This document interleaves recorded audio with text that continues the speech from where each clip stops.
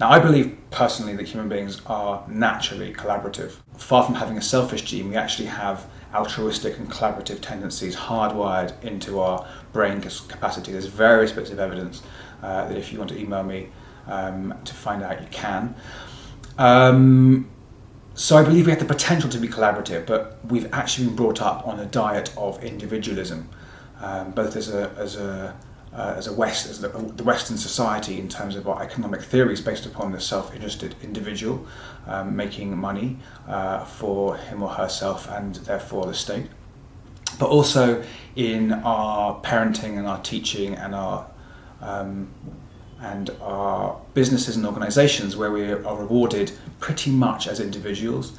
Our rules pretty much cover our rights and what's wrong as individuals. We live in a very individualistic society, and we are being asked to be more collaborative. Everyone has been told that the next government, whoever gets in place, will make some pretty big cuts. So the only solution that I can see, if we want to deliver excellent services to the people of Britain and the world, the only solution is to collaborate, to pool our resources, to pool our thinking, to pool our ideas, to pool our experiences and our insights from the past, and to pool our capacities and our reach. And through working together, save money, save time, save energy, save effort, save frustration, and do together what we couldn't do alone. And that's the good news, that's the big pitch. As I've already mentioned, we have not been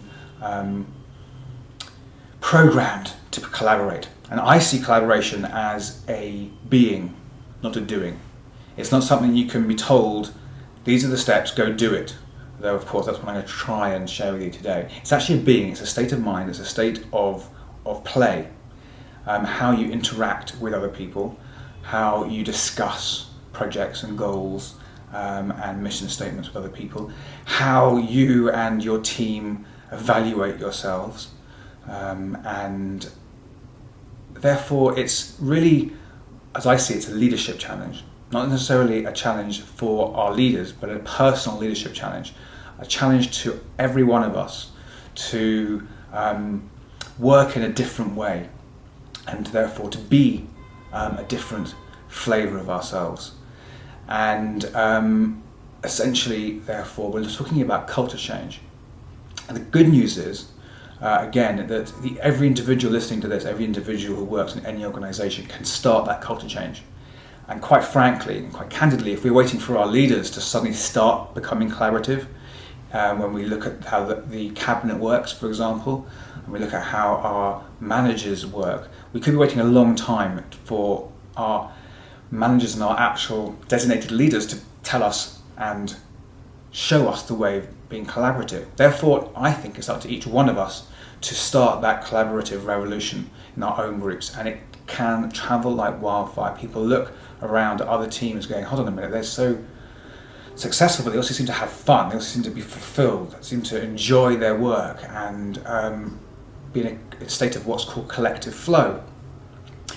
Well, therefore, we can all create teams like that.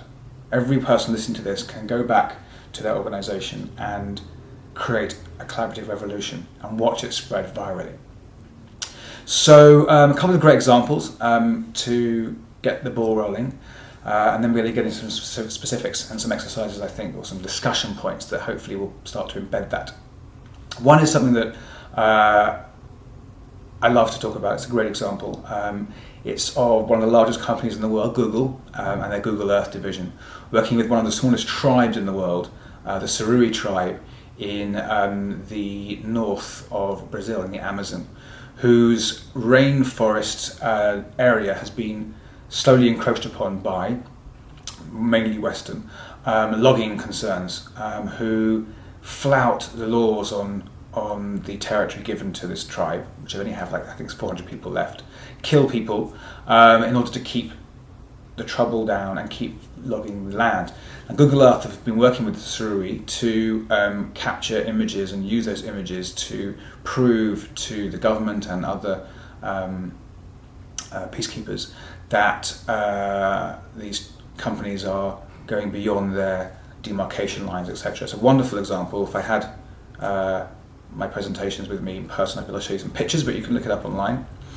And another great example, a bit closer to home, is the Make It Work example of Sunderland Council and their work with the RDA and many different agencies and NGOs and not-for-profits all working together. I haven't got the figures with me, again, it's on my presentation, but they've cut the amount of money it costs to get someone back into long-term unemployment down by, I think it's something like a hundredth of what it can cost.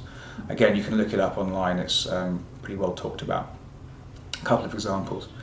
So collaboration has got amazing potential, and it's going to be talked about a lot over the next 10, 20 years. And there are some specifics, some steps that I've worked out over a lot of experience, a lot of mistakes, of how to give you the best shot at making it work. So I'm going to take you through 7 steps, and I'm going to just talk through all 7 now, and then I'll go through them in more detail. I've got a few notes down here just to remind me what I'm talking about, in case I witter on and go off topic. So the first step that I encourage people to take is about understanding the model that you're working with. When 2 or more groups of people who are working in the social sphere, whether that's environmental, social, medical, we'll call it social, the social sphere, the public sphere, often they're using different models of change, how they think change can best be used. And often when a collaboration fails, and by the way, most collaborations do fail, and spectacularly often, it's because they haven't realized that they're using a different model of social change. So models are very important. Motivations are very important, how to create motivation for collaboration. I'll talk to you a little bit about that in a minute. How to innovate, or as I call it, co-create or co-innovate or co-develop a project. And they are looking for what I call the win-win-wins. It's a win for you, it's a win for your collaborators, and it's a win for your end users, your end beneficiaries. Then talking about how to create a vision that inspires everyone and lifts individuals from their own organizational focus to a greater or broader focus that everyone in the collaboration can share. Roles, what roles everyone should play, and how to avoid what I call role creep, which can often tank things quicker than anything. A little talk about responsibility and resistance, and how you create that flow and how you stop the collaboration becoming bogged down in irritations and frustrations and slightly upsetting things that start to gather. And then finally, how you get the team as a whole to be ready for this, around readiness. Sounds like a lot, and it actually is quite a lot. I don't want to overwhelm anyone, but there's a lot to think about with collaboration. It does go against our standard operating procedure and our business as usual way of doing things. And just also, I guess I should put a shameless plug in here at this point. I've developed, along with my team and quite a lot of funding from originally the European Social Fund, a toolkit that can help any individual become more collaborative and develop their leadership skills.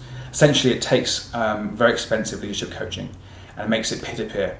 So in the same way that you can share files peer-to-peer, or you can do finance peer-to-peer like Zopa, which many of you would have heard of by now, this is about how to do leadership coaching and training peer-to-peer. So the toolkit's plug and play. Dominic might even have a version to hold up at this point.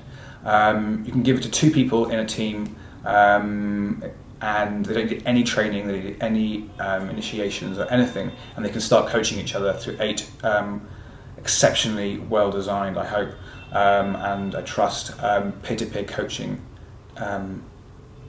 sessions, which also have a strong element of collaboration and working through some of the things we're going to talk about. So if you want to have a look at that and get in touch with me, you can do so through Dominic or my website, which is www.wecreate.cc, not .com, .cc.